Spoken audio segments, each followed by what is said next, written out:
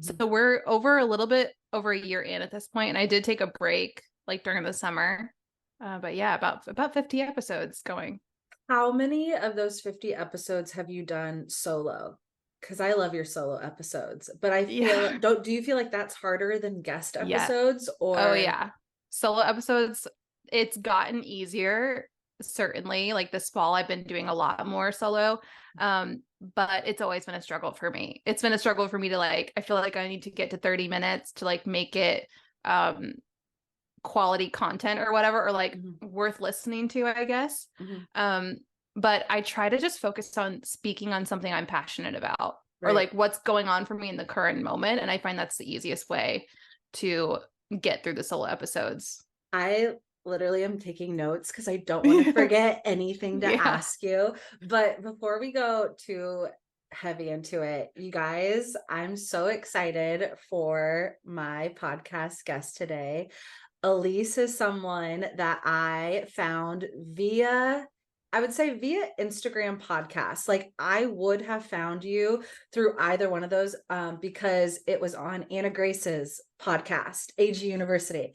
And so Yeah. that's where I discovered you. And it was one of those situations where, you know how you always wonder, do people really go to the show notes and look at it and click the links? They do, because instantly when she said your name, I like went to the show notes, I clicked follow, and I found you through Instagram.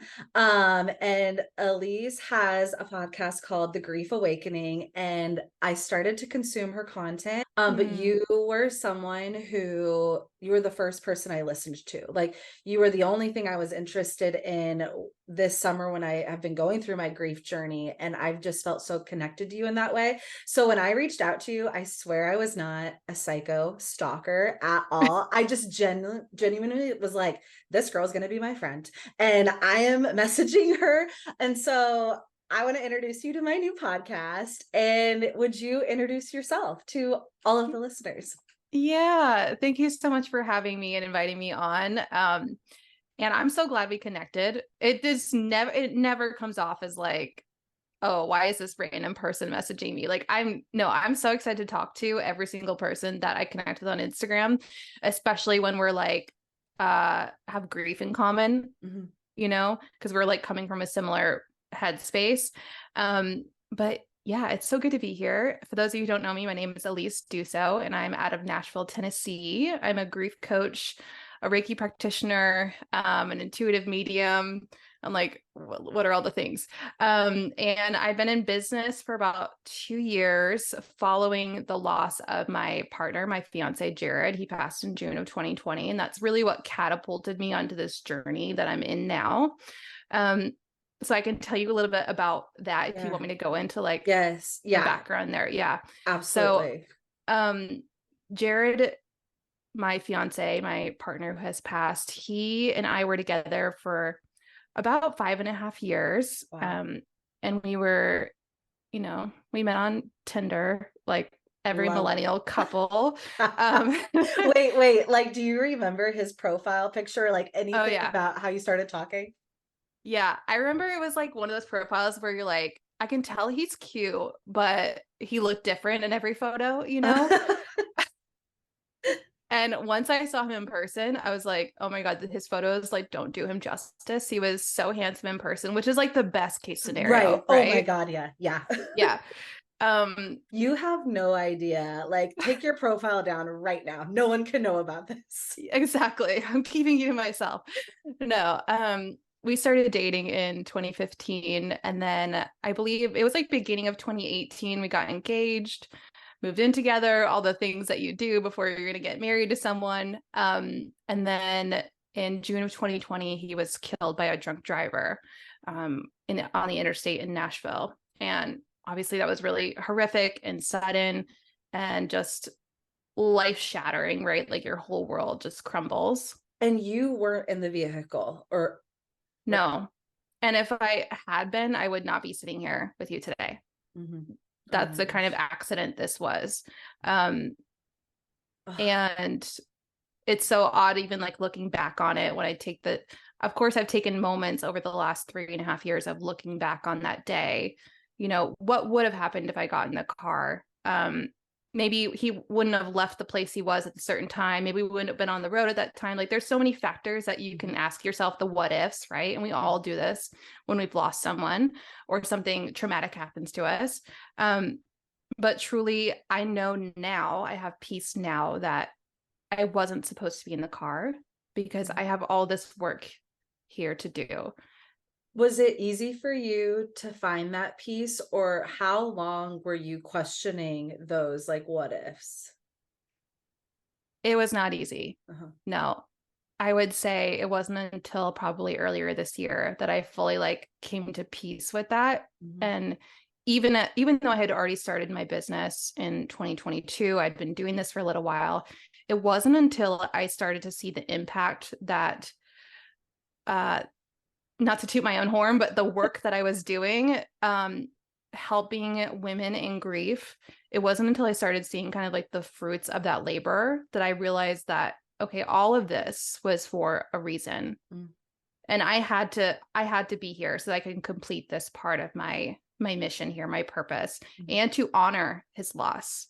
And it was so hard to get there because obviously, like, especially when someone first passes away, I mean, not to get too dark for a second, but like you No, do have go there. you do have those thoughts of like, God, I just want to be with them. Mhm. Like I'm ready to leave this world whenever God wants to take me. I've said those words time and time again because I just missed him so deeply. And it didn't feel fair that I got to continue living on and growing into this beautiful life that I'm now living and that he doesn't.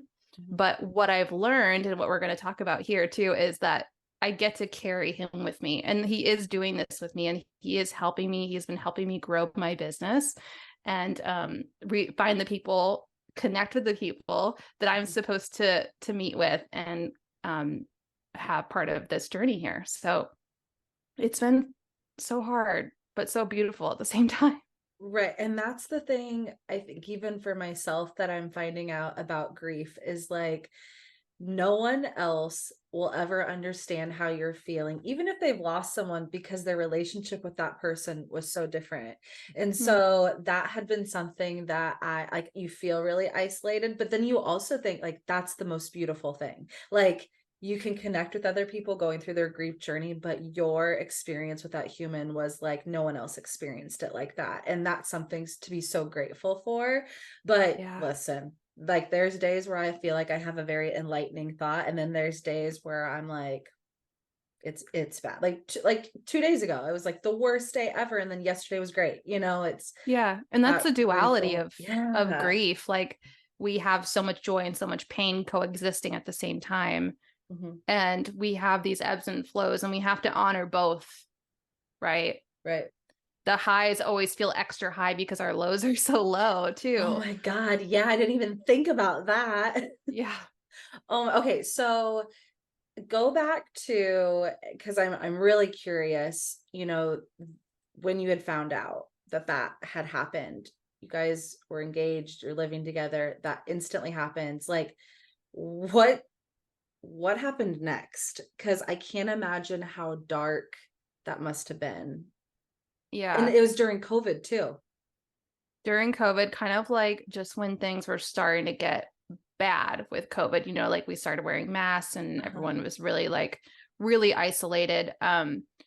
Honestly, I've talked about this a little bit on my podcast, but I've kept my circle really, really small. And so over the next 3 to 5 months, the only people I wanted to be around were the people who also experienced the loss. So that for me, that meant Jared's family. Mm. And I'll say I've even had moments with my own family where they just didn't get it, Yeah. and they were, of course, supportive, but they didn't know Jared like I knew Jared. Mhm. And of course, not in the same way that his family knew him, right? Right. So like going back to what you just said, everyone experiences the loss different because everyone had a different relationship with the person who has passed.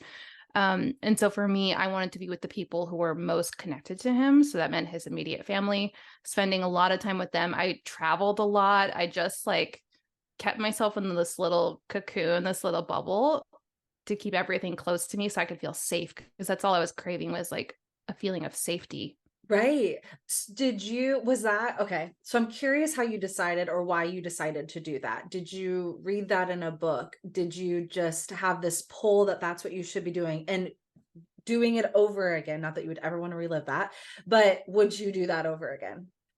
And do you 100%. recommend? Oh, I love that. Okay. Okay. I would 100% do that over again. I feel like that carried me through those first few months. Of course, like I went through some dark shit too. Like, I've mentioned it a little bit here and there on my podcast and social media, but I did experience a period of drinking really heavily. A lot of people go through this when they're first have lost someone, like using alcohol to cope with loss.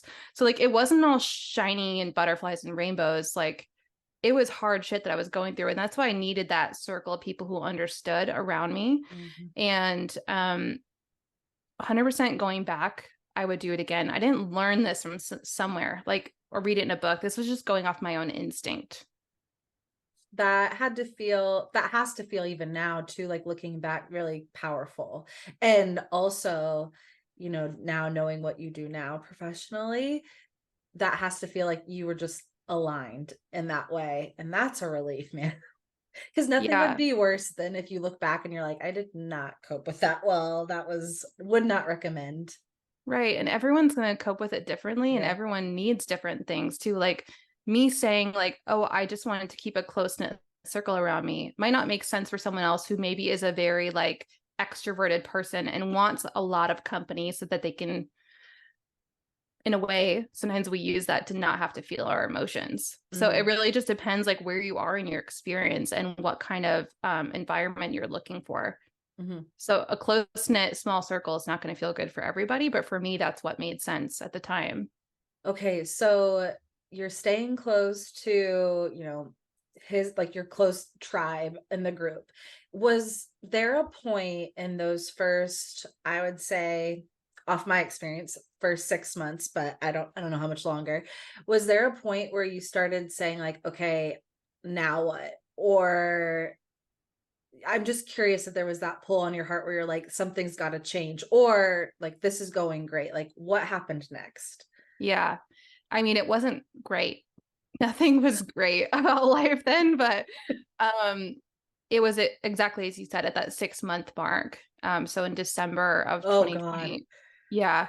Um, Oh, so holidays. exactly where you are now um, was kind of the point where I was like, okay, some of this is working and a lot of it is not. I I know I'm in a dark place right now.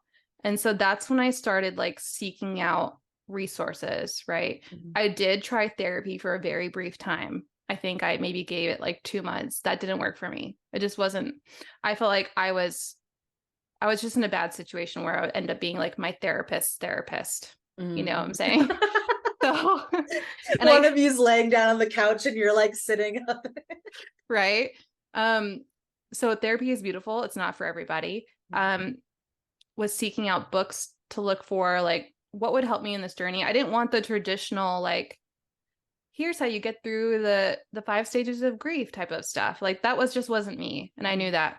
And that's how I stumbled across the book Signs by Laura Lynn Jackson. Yes. And ordering this book and it popping up on my Amazon like for you page was like the biggest life altering moment for me looking back on it now. I got that book and I think I read it within like a couple of days, like cover to cover. Uh-huh. And this just opened my eyes to like a whole new perspective of what it means to have a relationship with your loved one after they Mm. pass. Because before I read this book, I didn't even think that was a possibility. So, for context for people, this book by Laura Lynn Jackson teaches you about the common signs that our loved ones will send us after they pass. So you probably have heard of these like feathers, coins in your path, Mm. cardinals, those types of things. And the whole book is filled with stories of people who have gone through loss and the beautiful signs that they receive from their loved ones. Mm. I This is my reminder that I need to finish that book. I bought that book because you recommended it, and it's Yeah. sitting on my nightstand. That's actually funny. It's on my nightstand, and I literally looked at it last night and like read the title. Like I just acknowledged that I saw the title there. So it's very funny that you brought that up. Um, a note on that, when my grandma had passed, my mom, I mean, was obviously crushed. And at that time, I was sad that I lost my grandma, but my mom, that was the first time I ever really saw someone grieve. And I Mhm. was like, holy crap, is this norm? Like, is my mom going crazy? And I remember that, and she has all of these books. So all these books are at her house, and I don't think that that is a coincidence. I think everyone has told me she prepared you for this, and it's things like that where I'm like, these books are on my bookshelf. I don't have to go buy them. I can go grab them. But she started getting into those signs, and I've been finding she would print things out and she would save them, and I've been finding them, and I went along with it. Like whenever we would find a coin, she's like, "Oh, look, a penny. It's your grandma." And I would always be like, "Okay, like show her Yeah. where it is." But I would get into it, and now I am obsessed with it. But can you talk about that a little bit? Book, it has all of these different examples, but like maybe like give us some or some examples or like why that is important, why this book it was Mhm. kind of pivotal. Yeah. Let me start there. Yeah. I feel like this book almost shine light on what felt like a secret that the world, maybe the people who were in my upbringing, like kept from me, which is that there is this opening with our loved ones after they pass and forever, truly, to be able to stay connected with them in the spirit world. And depending on your background, this might be not be something you grew up with or believe in, and that's okay. But it is there and it's available to everyone. And what that looks like is either communicating with them, like speaking to them, talking to them, um, asking for signs and symbols, such as receiving those cardinals, butterflies, coins, feathers. You can make it as unique as you want. And then also, some people have the ability to see visions of their loved ones in their mind's eye. So that's referred to as clairvoyance. Um, all of these things were, after I read this book, were things I started tuning into and using as a resource to help me stay connected to him and even like stay connected to my old life too. I felt like I needed these little pieces of him back, and getting these little forms of communication with him, such as signs and symbols, made me feel close to him again. So one of the first signs I received, actually, I was on a hike at this really beautiful park in Nashville called Radnor Lake, and it was somewhere that Jared and I had hiked quite often, and we actually took our engagement pictures there Oh, also. Yeah. And on the hike, there is this little walking bridge that goes over like a waterfall dam.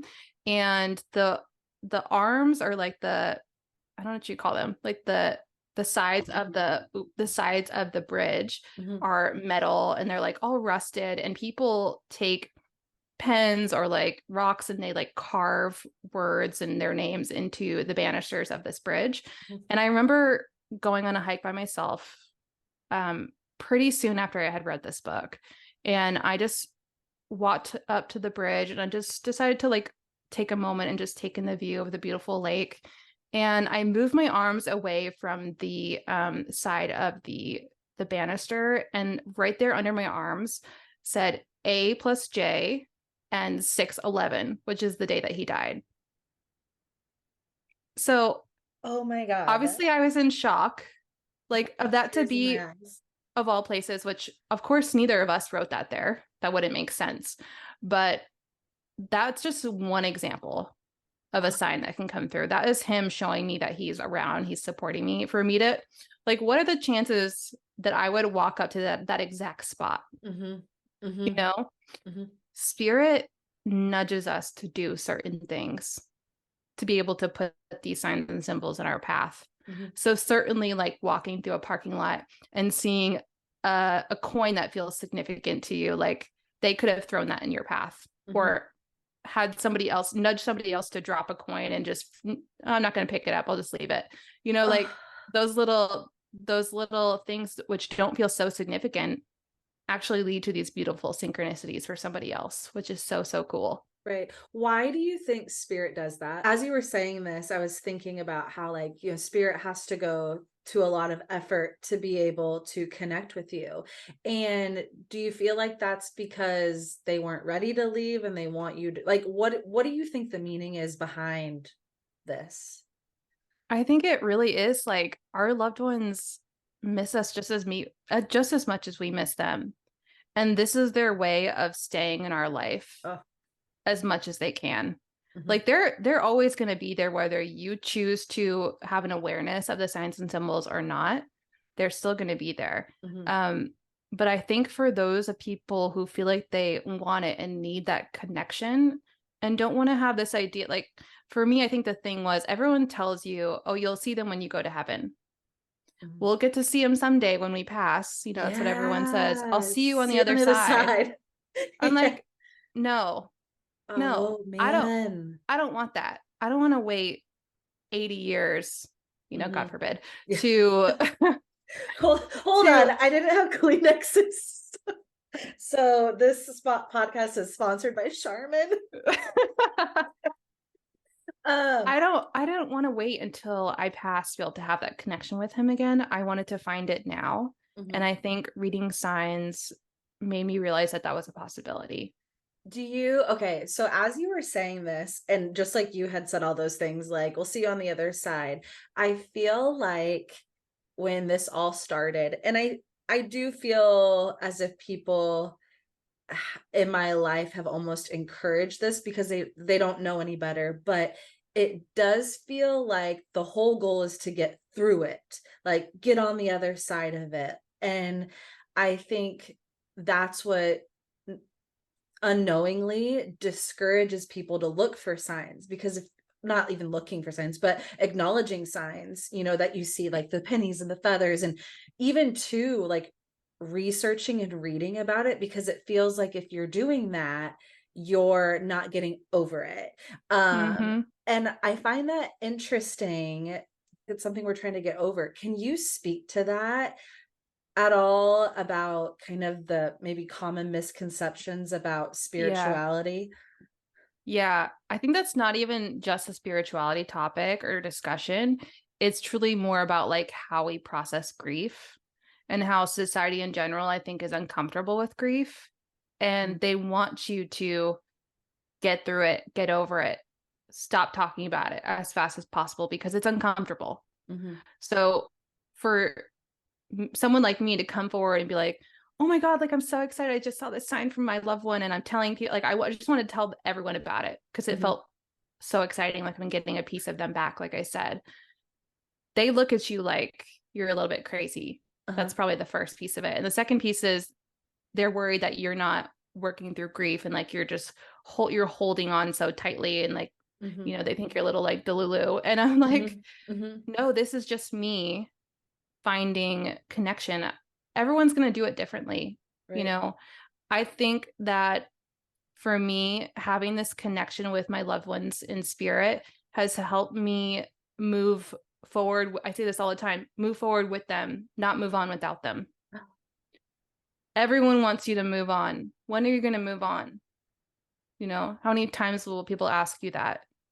Do you right, think you've moved on from it? Like, no, no, mhm, I'm never going to. I don't want to. mhm, Why do I want to leave that person in the past? mhm, Right. So I'm carrying them with me. And it's actually, I think, helped me in the grieving process.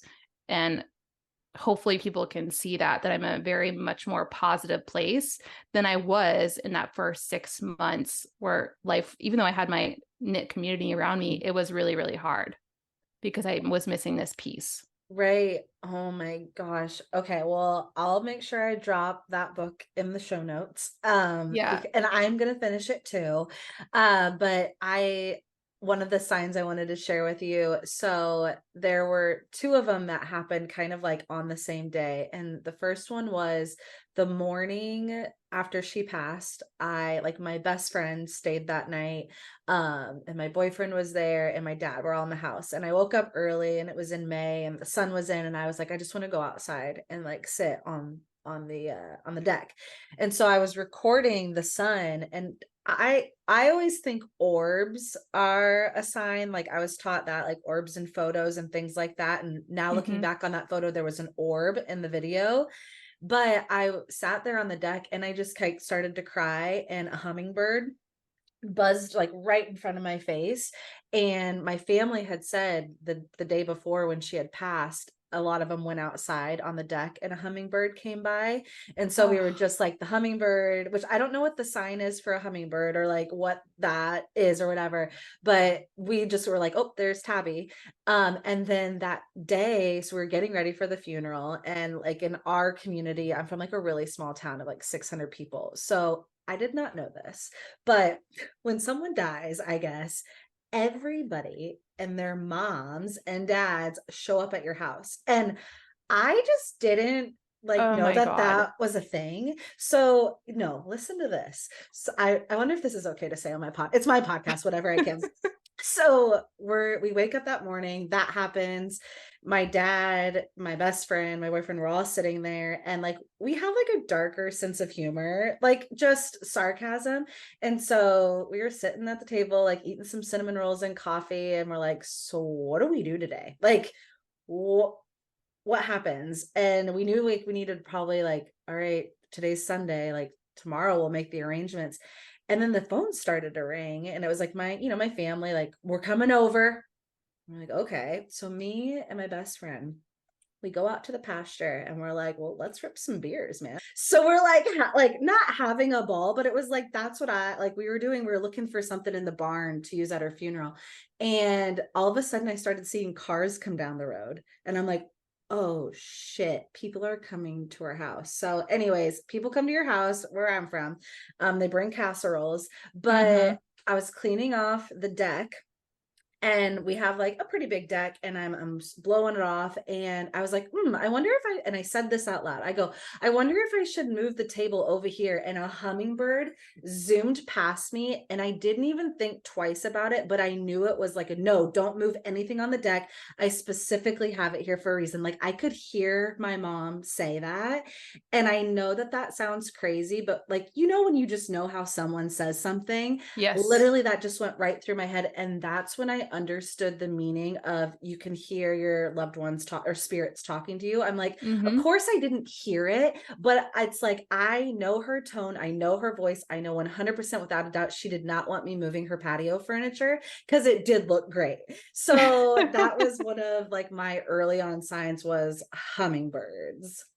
That's amazing. That's really like two forms of communication that you got there, right? The hummingbirds and then her speaking to you in your mind's eye. Mm-hmm. So that's just beautiful. That's called clear audience, which be able to like, it's almost like a little whisper, or it feels like a thought that pops in your head that's not yours. You're Mm-hmm. like, I didn't think that. Like, where did that come from? So that is such a beautiful example. I know a lot of women who receive hummingbirds from their mothers. I don't know if Really? this is like the universal sign of mothers, but hummingbirds are so beautiful in general. So I love that. I love that's your sign. Have you seen the hummingbird since then? Well, I guess we're not really in hummingbird Yeah, I season was gonna say anymore, but it's kind of like colder out now. So, yeah. and now, oh, I have another good bird story for you. Okay, so this was like a couple of years ago. You know who Gabby Bierstein is, right? Yeah. Okay, so every New Year she does like this 30-day, I think it's usually like a manifesting challenge, or she does something like that. So I decided to take it 2 years ago. And on one of the first days, she was like, you're going to pick a sign. Like, what do you want it to be? What is it? And right as she said it, there was a cardinal outside. And I was looking at the window and I was like, cardinal, like that's what it was, right? Like, what are the chances? And so at that point, my mom was still living. And so the person who I looked for signs from was like my grandma. And so my grandma had like such a sick sense of humor. Like she's so funny. And so I was on a walk with my dog, like not long after this, and a fucking cardinal got hit by a car and was like on the road. But like I knew that was my grandma's sense of humor. Like, of course it would be a dead bird, not like a living bird. And so that's my other like sign story is cardinals. Oh my God, I love that. And like you knew it was her because the way that it happened, Right. I it's was so like, amazing. 100% that's her. Hmm. Okay, can you talk about was it clear audio? What are those two things? Like explain Yeah, those two so things. yeah, so there's actually like four main clairs. I believe there's like six or seven in total. But the clairs, which stands for clear, clairvoyance, clairaudience, claircognizance, clairsentience, um, those are like the main four. So your clear audience, which is clear hearing, that's, as I mentioned, be able to hear. You can, some people do hear externally outside of their body, but typically it comes in as like a whisper in your ear or a Mm. thought that is not yours that just pops into your head. And it's very quiet and subtle. So it's very hard to gauge if it's really you. And I think a lot of us question ourselves when that comes in. You're like, wait, did I could have made that up, right? Uh-huh. When you thought Yep. you heard something from a loved one. Clairvoyance, which is probably the most common one that many people have heard of, is being able to see visions in your mind's eye, kind of like I see it like a movie, almost Mm. like playing out in front of me. It's the same concept as daydreaming. So when you are daydreaming, you're experiencing clairvoyance. Um, yeah, I know a lot of people don't know that. Dude, Um, I just thought I was kind of crazy there for a little bit until yeah, I was like, this doesn't feel okay. yeah. That's probably the most common one. Clear sentience is your clear feeling. So for me, that comes through as being able to feel emotions, either emotions or feelings physically in my body. And also just like if I'm giving a reading to someone, I'll say things like, oh, they're making me feel like you're very emotional about this thing. Like it'll be like a feeling in my body Mm. of how the emotion comes through for them. And then your clear cognizance is your deep knowing, very, very much like just your intuition. It's like you know something and you don't know why you know it to be true. It just is. Mm-hmm. So, like, for example, if you're like, I know, like, what's your favorite sports team? Ooh, the Chiefs. Okay. Of course, it's this. I know the Chiefs are going to win the game on Sunday. Like, you don't know, like, you just know it for a fact and you don't know why you know it. It Mhm, just is true. And of mhm, course, they do win. That's your intuition or your clear cognizance mhm. coming through. Ooh, okay. That's so interesting. All right. Yeah. So back to the timeline. So you're going through your first holidays, you're at the 6 month mark. I'm sure not only are the holidays emotional, well, do you have any tips for anyone getting through the holidays, going through their first grief Yeah. journey? Yeah, I don't know when this is coming out, but there's going to be an episode of my podcast as well, Grief Mm, Awakening, on this. And I think I have an yes. episode from last season as well. If people want to scroll Okay. back a Yeah. little bit, they'll find that. Um, what I have found over the last few years, I just think that the best way to get through it is sticking true to what feels good to you. And that is hard because it's a lot of times it means like honoring your own boundaries, Mm, and not overexerting yourself if you don't feel like, especially if this loss is fairly new, if you don't feel like you can go to the holiday parties, like it's okay to decline for this year. mhm, If you don't feel like you want to go to the big family dinner because it feels uncomfortable, or you don't feel like maybe you can even hold it together long enough to be there, like be honest and explain like, hey, I'm just going to sit out this year, or I'm doing this instead. I'm going to spend time, at home, just being, mhm. resting or whatever it is that you need. And then, of course, if you do decide to spend time with family or friends, I think there's beautiful ways to bring your loved ones into the conversation. So, something so simple as like bringing their favorite dish to the Ah, event is something that I love. Like, what is something that they used to love at the dinner table every single year? And you bring that one thing as a way of like honoring them and also bringing their memory into the room, into the conversation. mhm, Um, I find that if you're at a table where you don't feel like everyone else is comfortable enough to talk about them, you'll know, mhm. right? Like you can feel it Oh, yeah. from people around you. Um, and so you'll just have to gauge whether it feels good to bring them up in conversation, if that feels like a safe space, Mhm, or maybe you, for this year, for this group of people, you keep those thoughts and feelings to yourselves. And I know that's really, really hard mhm. because Oh, I've been in those shoes when it's like it's on your mind. all the time. And you Right. just want to talk about them. It makes it so hard. So even within those bigger groups, find the people that feel safe to talk to. That's a good tip. I love Yeah. that tip. So, in your own journey, you go through the holidays and then you also have the whole new year. Like, what are my goals? What am I going to do this year? What happened then for you? Like, Yeah. I feel like looking back on it, it all happened so quickly that I'm like, how on earth did I do that in the first year, right? Or the first year in 6 months or mhm, whatever. Um, so after I read the book Signs, which was just right around the new year, um, I started, as I said, tuning into or trying to tune into those signs and symbols, not always getting them, kind of course, getting a little frustrated sometimes because you're like, oh, I just want to receive a sign. Like, I just want that connection. And mhm. you spend all the time like looking for the signs and they're just not coming through. That's when I decided to seek out a medium because I wanted some extra validation from someone who I knew could connect. Right. Right. Oh my God, I love this. Tell me Yeah. about that. And so even at the time, I didn't like fully believe in mediumship. Like I knew it was a thing. And I had seen like, of course, you've seen like Long Island Medium and like Uh-huh. we know the spectacle that it is on Mm, TV and entertainment in the United States. But I feel like this was just something I wanted to just try. I was mhm. like, I'm just gonna, you know what? I'm just gonna give this a whirl. Like, what do I have to lose? And I seeked out someone in my area in hopes of being able to do it in person, but because of COVID and stuff, it ended up being virtual anyway. Mhm. But I found this wonderful medium named Kim Salter. She's the owner of Design Thought Studio here in Nashville. I talk about her all the time because she is now my mentor and one of my closest friends in the universe. Um, but she gave me my first medium reading, and that was in April of 2021.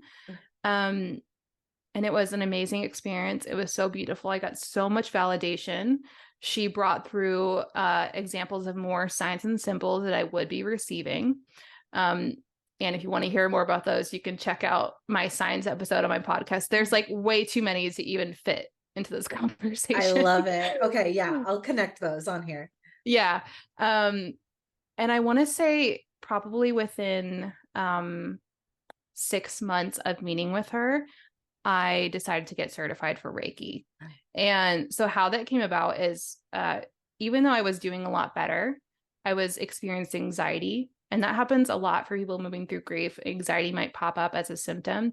And a friend recommended Reiki to me. I had never heard of it before. I didn't even really know a lot about energy work Mhm. or spirituality in general. Like I was so new to like this whole world. Like I was just learning and diving in. Um, and so after I got my first Reiki session, I didn't experience anxiety ever again.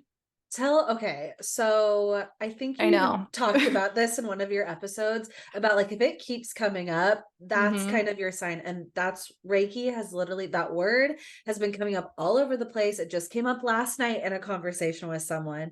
Um, I explain this to me like I don't know anything because I don't know anything. Yeah. It's so What is funny Reiki? because, Yeah. yeah, my Reiki master teacher, she always says Reiki will like knock on your door louder and louder and louder until you finally listen. Um, so Reiki is a form of hands-on healing. It is a Japanese energy healing technique. It's very, very old. I believe it was brought over to the United States in like the early 1900s. And it is a form of energetic healing where you use life force energy to clear stuck energy throughout the body, mostly focusing on the chakras. We have Mhm. 7 chakras in our body. That word's thrown around a lot, so people may have heard of that. But it's a beautiful tool that provides healing on a spiritual level, a physical level. It does help with physical pains, emotionally, so anxiety, depression, insomnia, all those beautiful things. It's a beautiful support that's completely painless, and you can do it virtually. You can do it in person. It's just an amazing modality. Once I received Reiki for anxiety, I was like, ooh, I need to know what this is. Kind of like you, it just kept coming up. And Right. that's when I decided to get certified. I think at first it was more just to like do it on myself. Mhm. Oh, you And can then do it to yourself? yeah, so Reiki level 1, which is your first step in the certification process, is all about learning how to do Reiki on yourself. Wow. So it's a beautiful tool for self-healing. Mhm. And then Reiki level 2 is where you learn how to perform it on other people if you Mhm. would like to become a practitioner. Wow. And so that's the process I went through. That was the end of 2021. And by January of 2022, I had opened my business. So So, you like got a taste of the Kool-Aid and you're like, oh yeah, I drank the I'm Kool-Aid. going for it. Oh my gosh. So Reiki was kind of like the door that Hmm. opened everything for this. So January 2022, you said you started your business, right? Yeah. Okay, leading up to that. So like you go to your first Reiki session, you have your 1 year anniversary of Mm. everything, which I can't imagine because it probably felt like a whole life has happened since then, but also it was just yesterday. Oh yeah, and it still feels like that. Even now, we're almost at 3.5 years next month. It still feels like just yesterday so many times, and I'm sure you can relate to that. And even as you get farther and farther out, you'll still feel that. It feels like it was so long ago, and it feels like it was just yesterday all at the same time. Do you feel like the feeling of it was just yesterday is because you connect with them and think about them on a daily basis? Yeah, that might be part of it. Mhm. And Yeah. also, I feel like it's almost like that person I was when I was living life with him. She just feels like it's almost like there's this thin wall between us and she's just on the other side of the door, if that makes sense. Uh-huh. Uh-huh. Like she's right there and I can see her and I remember who I was in that version of my life. Um, I remember it so clearly, life with him. And I think that's just what happens when you have someone so important to you pass away, Mhm. who is part of your everyday life, like a parent, a sibling, a partner. Mhm. Um, I think it's just part of it. And I don't know if you've experienced this, but leading up to that 1 year and even a little bit afterwards, you tend to like count the months. Mm. Like you were saying, you just had the 6 month Mhm. mark a couple days ago. Mhm. Up until that year, I every single month on the 11th, I counted. Oh, it's Mm. 7 months today. It's 8 months today, Mm. leading up to this big 1 year thing that Mhm. you know didn't end up feeling like as heavy as it truly like was built up to be. Mhm. It was almost like it's just another day. And Oh. I think the connection with him that I have really helped in that. Like I said, being able to like carry him with me. Mhm. So even though it's been a year, 2 years, now 3 years, it still feels like he's so close. When it first happened, I was mentally tallying like, "Oh my gosh, that," because it was on a Saturday, and it's like Mm, I couldn't I couldn't remember the day, like what day of the month it was, but I just knew it was a Saturday. So every Saturday, I mean, even now, like on Saturdays, I'll look at the clock, and when it's 6:30, I'm like, oh, yeah. like how, and it's like, I loved Saturdays. No, I don't like Saturdays. Mm, So that was something. And then it was 3 months. And then it was because easier to keep track of. And then 6 months, that was the big one, just because they had given her 3 to 6 months to live. yeah. And so I think in my head, all throughout these last 6 months, I was like, I wonder what it would have felt like if she was still here in August. Or, it was almost like I used November 20th as the the the day that I thought I was going to lose her. And so, now I think back to it and I'm like, I can't imagine if I had to lose her right before the holidays. I can't Mm, imagine, like, it happened how it was supposed to happen, but yeah, I feel like I've been leading up to this day because that was the day that they gave me.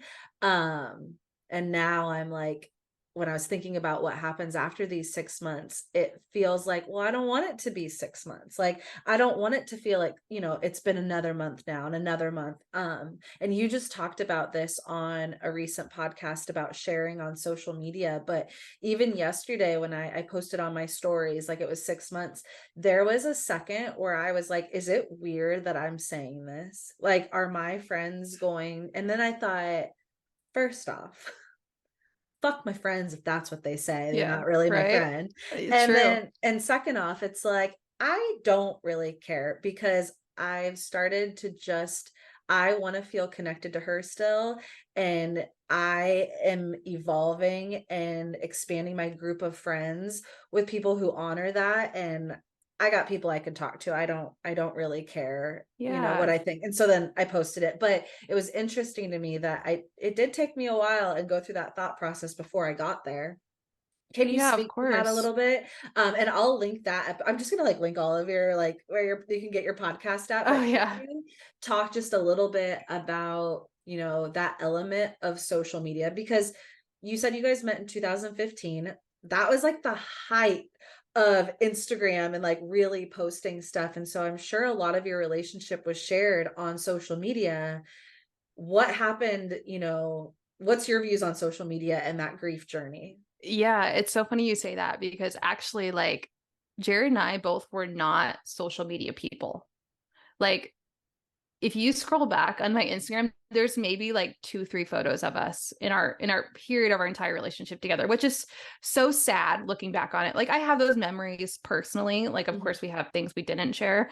But we just weren't like those people who shared everything for the world to see. mhm. He was even someone who like didn't even like having his photo taken that often. He wanted to like be in the moment with you, which I appreciated, but also now I'm like, I kind I of wish wish I I had would more have had this. photos.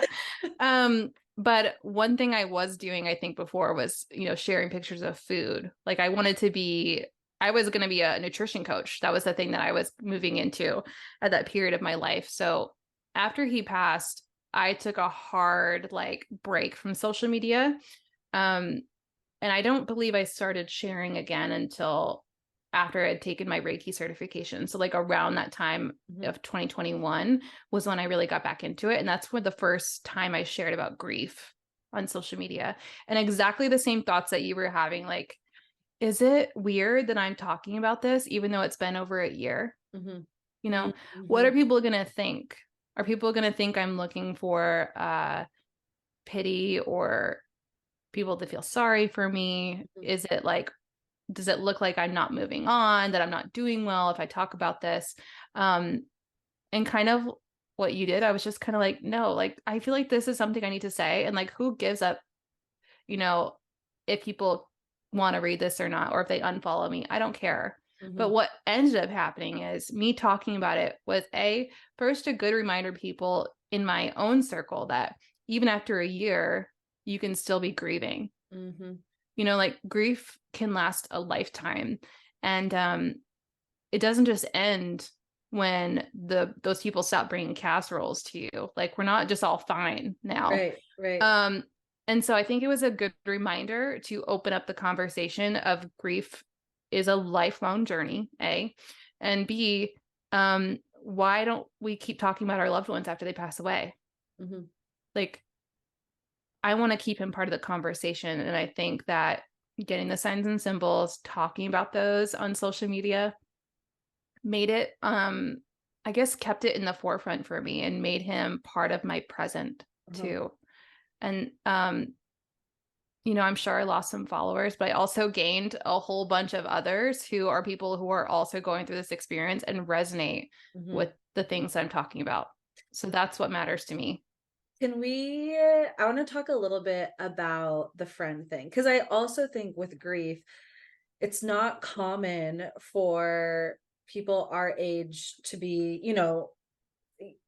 to lose someone at the age that we are, right? Like that was the Yeah. one thing, obviously Jared was so young, like my mom was 58. It's like, yeah, you lose grandparents and things like that. And I don't think that's what's talked about enough. And that's why it almost feels taboo. And so, on the note of friends, were you surprised how your friend showed up for you during this? Were you disappointed? What were some of the things that went on, Yeah. with you socially, like your friends and family, those tight people close to you? Yeah. I think it was a whole mixture of responses and reactions. I think a lot of times the people that I thought would show up the best couldn't. And the people that weren't even on my radar were the ones who continued to keep checking in. Why is that? Tell me why that is. I don't know, but I think that it had to do with the emotional capacity of those people Mhm, also. And that's not to say something negative about anyone. I just think that we all have levels of emotional availability that we're able to give to others and also receive. Mm-hmm. And there were people who, you know, I can even think looking back now, like I have a few cousins who like I hadn't connected with in years. You know, they live in another state. We don't really see each other. And I had one who she must have checked in on me like weekly, you know, and it was like just that one little thing that felt so huge that even some of my closest friends couldn't do. And I think it's part of like the grief is not a normal conversation. It's a little uncomfortable. And so they don't know when it's okay to talk about it, when it's not, what place you're in, if you want to talk about them. So I think it's important for us to lead by example. If you are in a space where you want to talk about them and you feel like you want to have open dialogue about your grief, continue to share about them. Share the little moments of like, even if you're at a restaurant with some friends and you're like, oh, for me, I would say, oh, Jared used to love to get this on the menu. Like I'll just briefly, casually mention him in a way that's not heavy, but it lets the people I'm with know that I'm comfortable talking about it. Just to what you had said, like there were people that showed up that you were surprised and vice versa. I experienced that as well. And I wasn't expecting that. I think I just assumed that everybody would be like, yeah, she's an only child. She just lost her mom best friend. She's clearly not okay. And, I mean, I still get my feelings hurt quite a bit about it. I had a friend who she said, I'm so sorry that I haven't reached out. I just didn't know what to say. And I thought, not saying anything is the worst thing you could have done. So, and I didn't tell her that, but at that moment, I thought if anyone ever tells me that again, I am going to tell them that because I want them to understand that for me, you not saying anything actually has gone through my head multiple times and it does hurt. And here's why. And call me Tom Petty, but that's just like how I felt. But I also, I think though I'm still early on in my grief journey, right? And so I'm like all over the place. I have my angry days and my sad days. Of course. And, the conclusion like I came to was none of my friends have lost their parents. None of my cousins have lost their parents. And so I'm the first one and they're all watching me to see what I do next. And not in a bad way, like in a good way. Like, what is she going to do with her business? Or is she going to change what she's doing? Is she going to stay living where she's living? How often is she coming home? They're asking me these things and they're watching me. And I thought leading by example, like just to what you say, like when that happens to them, and someday it will, hopefully not soon, you bet your ass I'm going to be the first person there with my mom's lasagna. And I'm going to say, like, this is the best lasagna. My mom made it. And like, you need this right now because that's who I needed. And also, too, I think if you're grieving and someone is being, no one's going to say, stop reaching out to me and stop checking in on me, like, I think it's better just to be there and you'll know what's pushing too far or what's not, but just sitting back and not doing anything isn't what you should do. So that was kind of my whole, like, listen, I'm the first person and I guess I'm just going to show everybody what you're supposed to do when someone dies, right? And how you handle that. Yeah. If you're looking back on it, like, do you feel like you knew how to show up for people in grief before your mom passed? Nope. I think I would have been someone that's like, I'm just going to give them a little bit of time and, I'll reach out and just kind of like how when you open a text message and then you forget about it for 3 weeks, that's probably what would have happened. That's so my personality. Cause I used to be very non-confrontational, like hated that. And it was like the moment my mom died, I was like, fuck it. Like not that I am confrontational, but I'm like, no, like, let's put it out there. Like, let's talk about it. Let's do this. Yeah. And I think that looking back, you can probably, and even this might even be further out for you. When you look back, you can have compassion for those people who were honest and said, I didn't know what to say. Because you were once that person. You didn't know what to say. And that was certainly me before Jared passed too. Like I had lost grandparents, but I had never experienced a loss like this that's so connected. And so I have compassion for the people who say things they shouldn't say. We probably could do a whole podcast episode on that. And also the people who just don't know what to say Uh-huh. and they don't know how to show up. And that's where your beautiful example of like teaching them how you want to be supported, Mm-hmm. right, by showing up with a lasagna for your friend, or like, hey, I would really appreciate it if you checked in on me more. Like, I really actually need someone right now.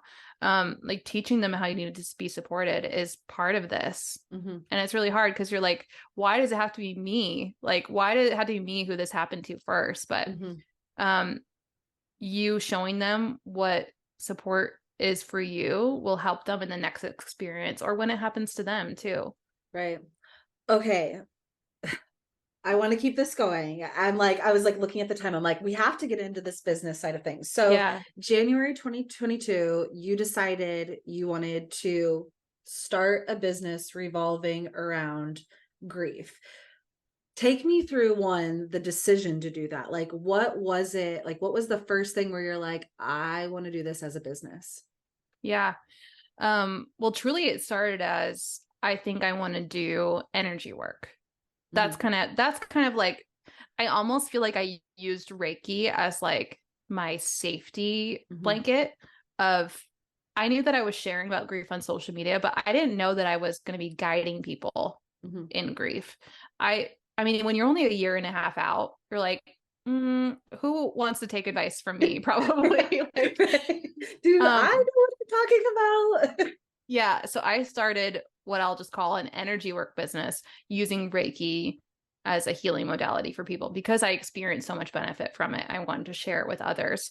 But what I found was happening as I started seeing clients and really like my business started taking off was that the people who were showing up to work with me were experiencing grief. Mm-hmm. And that became the focus of our sessions. Um, and even to get a little bit deeper there, as I started working with these people in grief, as I was performing Reiki, spirits would come through to me and speak to me during the sessions. Their loved ones, the person sitting on the table, their loved ones were coming through to me. So that's when like the mediumship started really opening up also. Um, and that's when I kind of knew after a little bit of time had passed, so I was like, okay, I think I need to do something with grief. Like, I think this needs to be incorporated into my business. I can see the people coming to me who need this help, need Mm-hmm. support in this. Um, and I looked at my journey as a whole and I'm like, okay, what helped me? What has turned this around for me? And it was truly the connection piece. And that's what my whole business is built upon now is finding a connection with your loved ones in spirit to Mm-hmm. help you ease the ache of grief. Oh my gosh. Okay. Tell us. So now we're here, November 2023, and your Yeah. business has obviously evolved and grown so much from then. Take me through, like, I always refer to it as like your perfect client. Like, who is your perfect client? Obviously, it's someone who's experiencing grief, but to kind of go like a little bit like deeper than that, talk to us a little bit about specifically the types of men or women, or like who do you work with? Yeah, I think I naturally gravitate women Mm-hmm. because obviously I am one, but also I think the branding of my business also, we can chat about that a little bit, is very like female oriented. It feels so weird to say that like my perfect client is someone going through grief. Mm-hmm. Like I don't want anyone to have to experience this grief, but truly what it is people who are moving through grief, but also open to the possibility of it's not even having to be open to it, but just seeking a connection with Mm-hmm. their loved ones in spirit. The people who are maybe have a curiosity Mm-hmm. of, okay, what else is there other than, hey, we'll see you on the other side, Mm-hmm. attitude. Yeah. Oh. And so those are the people that I'm drawing in and calling in. Um, and I think it's all about the energy that I put behind my posts, what I share, um, my business in general. I'm super big into like energetics and even like, I don't know if you've heard of the term energetic posting, No, what is but I, this? I talk about this a little bit. And I feel like I need to give credit way back. I don't remember where I heard this, but do you know who Melanie Ann Layer is? No. She's a beautiful woman's business coach out Oh, of cool. Canada. And she's got a huge following. But I remember in a conversation she had, maybe on a live or something, she had talked about like the energy behind something that you share on social media and what it means. And the people on the other end who are just scrolling on their feed, as we do, they can feel the energy behind what you're sharing when they come across it on their feed. So if I have an idea for a piece of content that I want to create and I'm fired up about it, right? Like I have a story to share or, something really cool going on in my business that I'm fired up about. I need to post it when I'm in the energy of it, when I'm excited about it. I need to post it right then. I can't wait 3 days because it's, because my posting schedule or like whatever it is, business related stuff. Because when you're in the energy of it, it's going to be received so much better because they can feel the energy on the other end. They can feel your excitement about it. Right. When you post it right then and there, Oh instead of my waiting. gosh. You might not feel excited about it in 3 days. Right. I love that. One of the things that one of the reasons with my business, I've really pivoted over the last year and a half the common denominator is I don't just work with businesses. I'm working with like the face of the business. Because I always tell my clients the best thing about your business is you. And your clients can smell authenticity from a mile away. So if it's not you posting it, like they can tell. And the thing that really sucks about that is on one end, the entrepreneurs and the people who are using social media to share their business and they're the ones making the reels and stuff, you can tell. You can also tell the ones that aren't, and there isn't anything wrong with it. Like if that's not your strong suit or you don't want to do it, you can hire someone to do it, but that's just the give and take of it. Like you have to make a decision. I think that's energetic posting, and I had no idea that that's what it was. Yeah. And people also love seeing a face behind a brand. They want to know who you are, who they're getting information from, who they're buying from, if they're buying a product or service from you. And I feel like I agree with you. There are some businesses where it can work just to have like, if you're a big enough company, you do hire social media people to post on your behalf. Like the owner of the business can't always be there front and center. And I think for like brands that are selling certain products, that works for them. Like they're going to be fine. But I think for someone who's selling a one-on-one type of service, showing your face and showing your energy when you show up to social media is super important and helpful for them to feel what you're about. Okay, I know that you just recently wrapped up was it like a course or like a group? Tell me a little bit about that because you have a new one coming up that you're like have a wait list for, right? Yeah. So I call it a container, a coaching container. And what it was, this previous iteration, it's called Reignite. It was a 12-week container, teaching people how to connect with their loved ones in spirit using signs and symbols, speaking to them, learning how to call them into their dreams for a visitation dream. I know, super out there, but so fun. No, I love it. Yeah. And so over these 12 weeks, I met with these women. We had one-on-one sessions. We also met weekly for check-ins and some group work as well, and teaching them how to tune into these signs and symbols. And like the experience that they have had just like blows my mind. My favorite thing in the world is when they message me to tell me, oh my God, I just saw a sign from my mom or my partner and this happened, and I get so excited for them because they're getting that little piece of connection. And I know exactly how it feels like when it first started happening for me. Right. And you get to provide that for people like, that's so cool. We're taking it deeper than a book like Signs can give you. Like we're not settling for the feathers and coins and cardinals. We are asking for so much more, and it's showing up, and it's so beautiful to watch. So that was the first iteration of it. The next round, I believe, is going to start in like the first week of February of 2024. I think it's probably going to be about 10 weeks this time. And there'll be some more group work involved and workshops and things like that. So that will be available pretty soon for signing up. I'm so So excited. everyone needs to follow you because I know that you posted about a wait list, which I need to join the wait list.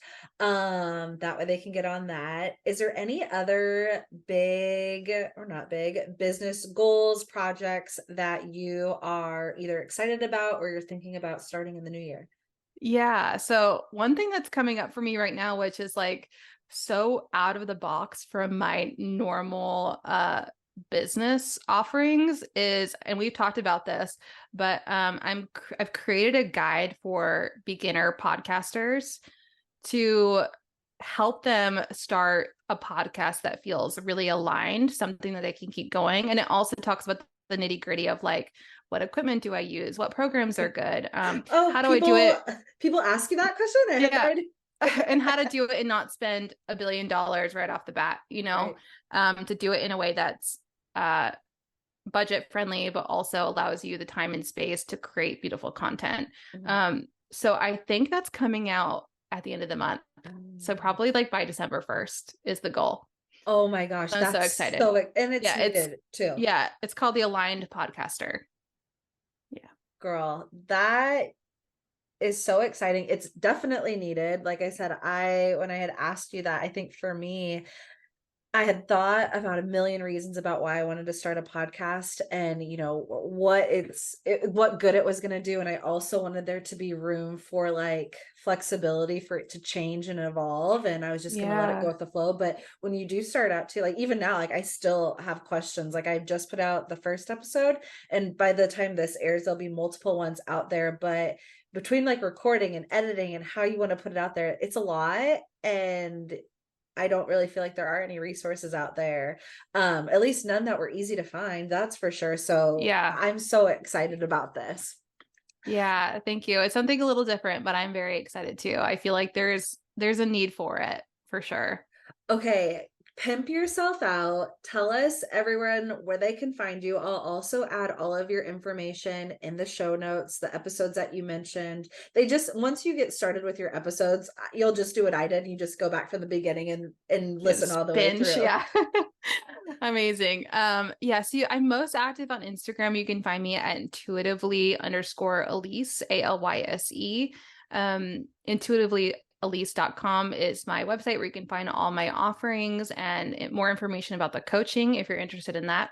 And then the podcast is Grief Awakening, and that's, available everywhere that you want to listen to a podcast.